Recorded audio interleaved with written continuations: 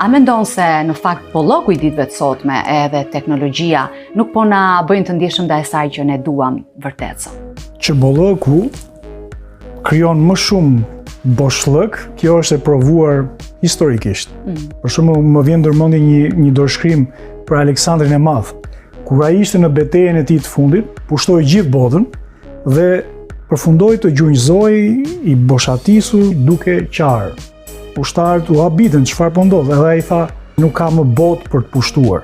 Nuk kishte çfarë të arrinte më, i kishte arritur gjitha dhe prap u ndje bosh. Ka edhe një term në psikologji për këtë pjesë që quhet efekti hedonist, që sa më shumë ti arrin diçka, ti kërkon të arrish një tjetër më të madhe, ti shton energjinë, shton gjithçka dhe nuk gjen asnjëherë atë vetë përmbushjen brenda vetes. Jemi në kërkim tërkohë. Po, studimet shumta thonë që ne jemi gjenerata më e pasur dhe më e depresuar ndonjëherë. Kemi gjithçka rreth nesh, por asgjë brenda nesh. Kemi më shumë lidhje dhe jemi shoqëria ose gjenerata më e izoluar ndonjëherë.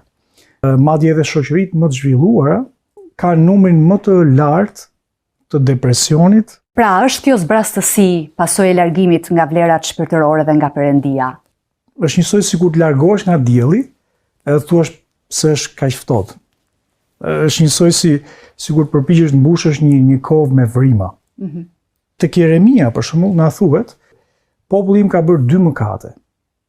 E para, më ka braktisur mua, burimin e ujit të gjallë, dhe e dyta, ka hapur sterna ujit të prishura që nuk mbajnë ujë.